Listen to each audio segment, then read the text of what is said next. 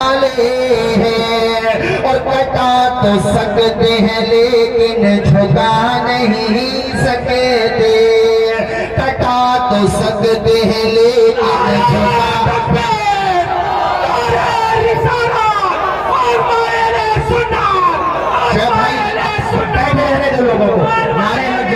اشرف بھائی ماشاءاللہ بھی لگائے نعرہ، بیٹھے رہنے دو لوگوں کو، آپ کلام سنیے انشاءاللہ فوراً پیش کر دیا جائے گا، آپ سارے لوگ کلام سنیے۔ کٹا تو سکتے ہیں لیکن جھکا نہیں سکتے، کٹا تو سکتے ہیں لیکن جھکا نہیں سکتے، ہمارے جسموں پہ سر بھی حسین والے ہیں، ہمارے جسموں پہ سر بھی حسین والے ہیں، اور ہوا سے کہہ دو کہ آ جائے آندھیاں لے گئے، ہوا سے کہہ دو کہ آ جائے آندھیاں لے گئے، میرے چراغ کے دیوے حسین والے ہیں۔ حضرات یہ جو اتنے لوگ کھڑے ہیں، پیچھے جو لوگ کھڑے ہو گئے، ابھی آپ سے کہا تھا بیٹھ جاؤ، سارے لوگ بیٹھ جاؤ، آپ کہنا کیوں نہیں مانتے؟ بیٹھ جائیے سارے لوگ، بیٹھ جائیے، خدا رسول کے واسطے بیٹھ جائیے، بس ٹھیک ہے، اسی طریقے سے بیٹھ جائیے سارے لوگ، بیٹھ جائیے اپنی اپنی جگہ۔ یہ انجمن خدمت ملت کے لوگوں نے جو گراؤنڈ منتخب کیا تھا، دیکھ لیجئے وہ گراؤنڈ بھی مجھے چھوٹا نظر آ رہا ہے، ہر طرف مصطفیٰ جان رحمت کے دیوانوں کا سیلاب نظر آ رہا ہے، مگر یہ سیلاب پرسکون رہنا چاہیے، یہ سیلاب سکون کے ساتھ رہے گا تبھی تو خطاب ہو پائے گا، اور ابھی تو ہاں بیٹھو بھائی بیٹھو، ابھی تو ماشاءاللہ مخدوم گرامی حضور تاج المشاہد کے شہزادے جو شاہین صفت اور بلند نگاہ الحمدللہ جن کے ارادے فولادی حضرت سید امان میاں صاحب اللہ تشریف لانے والے ہیں، اور حضرت کی تو تشریف آوری ہو ہی گئی ہے، میں بہت جلدی اپنی تقریر ختم کر رہا ہوں، جس طرح سے بیٹھے ہو ویسے ہی سکون کے ساتھ بیٹھے رہو۔ میں یہ بتا رہا تھا، امام طبرانی نے اس روایت کو نقل کیا جو میں آپ کو سنا رہا تھا، میں آپ کو بتا رہا تھا کہ حضرت عرض کرتے ہیں یا رسول اللہ میں نے 360 بیٹیوں کی زندگی بچائی ہے، اب مجھے بتائیے کہ میں نے جو یہ نیکیاں کی ہیں آقا مجھے اس کا فائدہ ملے گا کہ نہیں ملے گا؟ حضور مسکرائے اور حضور نے فرمایا ایسا صاحب تو نے میرے ہاتھ پہ کلمہ پڑھ لیا، یہ اسی نیکیوں کا تذکرہ مل رہا ہے، تو میرا غلام بن گیا۔ گویا کہ ہم مسکرا کر کے حضرت جو کہہ رہے تھے ان کے دل کی جو آواز تھی، ان کے جو نظریات تھے، اس کو دو مصروں میں سنیے، ان کو دو مصروں میں سنیے کہ فضل رب العلا اور کیا چاہیے، مل گئے مصطفیٰ اور کیا چاہیے۔ سبحان کا دامن ہے، یہ میں رحمدلی کے حوالے سے سنا رہا تھا، آخری واقعہ پھر میری تقریر ختم۔ سیر و اعلام نبلا میں امام ذہبی اس روایت کو لے کر کے آئے ہیں کہ جب حضرت امام زین العابدین، بولیے کون ہے زین العابدین؟ امام حسین کے شہزادے، زور سے بولیے کس کے شہزادے؟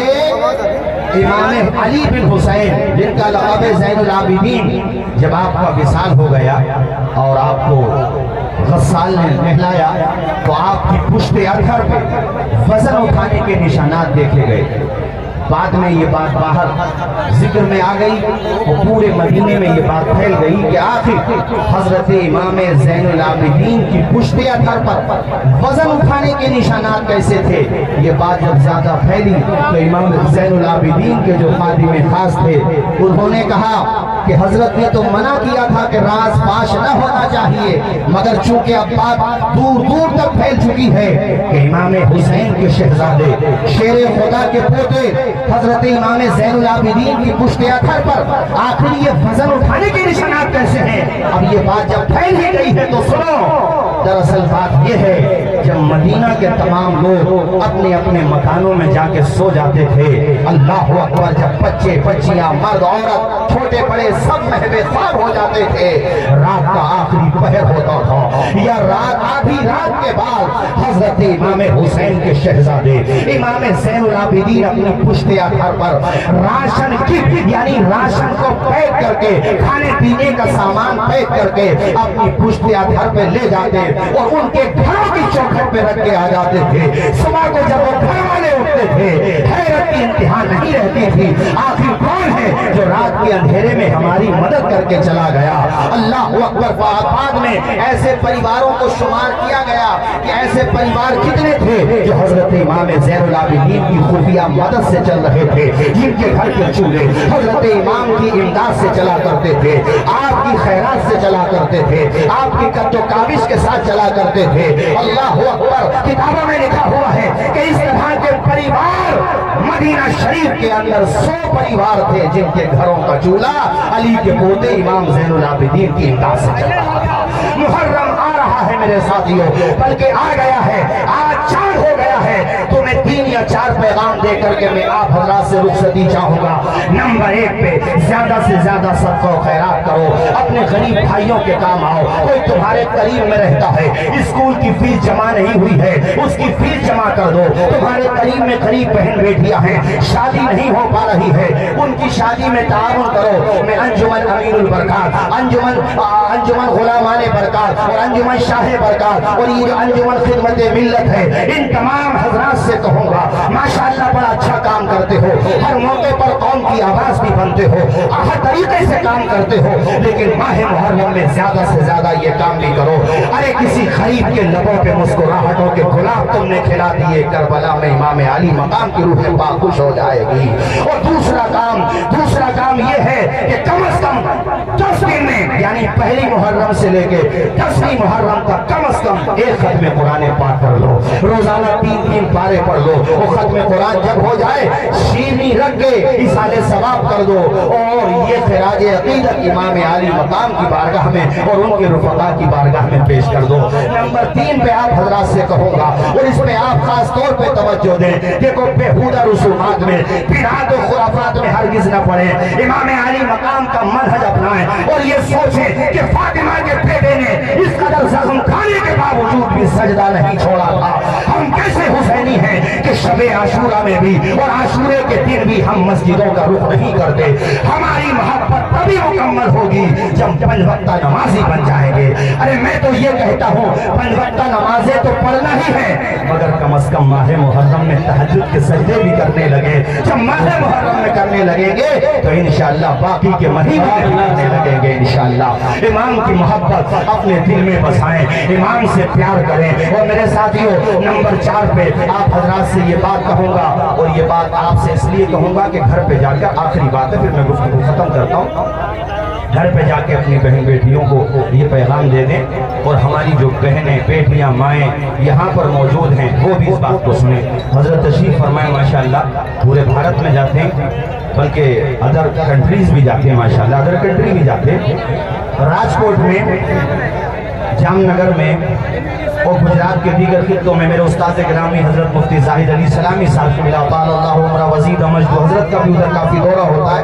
उधर मैंने एक बात देखी, तब मैंने सोचा कि हम अपने संभल में बताएंगे, दीगर जगहों पे भी बताएंगे कि माह मुहर्रम में वहाँ की औरतें एक परिवार की, पूरे मोहल्ले की या कम से कम एक घर की एक साथ जमा होकर के अल्लाह की तौफीक से तस्बीह फातिमा का विर्द करती हैं। बोलो सुभान अल्लाह। तस्बीह फातिमा क्या है? तस्बीह फातिमा हुजूर की बारगाह में हाजिर हुई थी हजरत फातिमा ज़हरा, कहा था या रसूल अल्लाह मैं दरअसल काम करती हूँ पूरे दिन का और मैं चाहती हूँ हुजूर मेरी मदद के तौर पे घर का काम कुछ वो संभाल ले, इस तौर पे हुजूर कोई बांदी अता फरमा दे, कोई नौकरानी अता फरमा दे। हुजूर ने फरमाया बेटी मैं इससे अच्छी बात ना बताऊँ तुम्हें? कहा या रसूलल्लाह मेरे वालिद माजिद जी फरमाए। हुजूर ने कहा बेटी 33 मरतबा सुभान अल्लाह बोलिए, आप भी बोलिए ना सुभान अल्लाह। कितनी मरतबा? कितनी मरतबा? ऊंचा बोलिए, कितनी मरतबा? 33 मरतबा सुभान अल्लाह। है बेटी फातिमा, ये वो तस्वीर है जो हुजूर ने अपनी बेटी को बताई है बेटी फातिमा 33 मरतबा सुभान अल्लाह और 33 मरतबा अल्हम्दुलिल्लाह और बेटी 34 मरतबा अल्लाहु अकबर पढ़ लिया करो, तुम्हारी थकान भी दूर हो जाएगी और नेकियों में इजाफा भी हो जाएगा। तो है कौम की बेटियों, बन सबर के मुहर्रम के दिनों में खास तौर पे शबे आशूरा में अपने हुस्न की नुमाइश न करो, करबला वालों को याद करो, मेरे इमाम के मुकद्दस घराने की खवातीन को याद करो, उस ज़ैनब को याद करो जिसकी बहादुरी की कसमें لی جاتی ہے، وہ زینب اللہ اکبر کے نانا کے نواسے نے مصلی نہیں چھوڑا، سرپن سے جدا ہو گیا، سجدہ نہیں چھوڑا، دربار میں بولی بھی تو لہجے میں علی کے، زینب نے کسی حال میں پردہ نہیں چھوڑا۔ اے بہنوں، اپنے گھروں میں بیٹھ کے تسبیح فاطمہ پڑھو، قرآن پاک کی تلاوت کرو، اور پھر جس وقت بھی مناسب سمجھو ایصال ثواب کر دو۔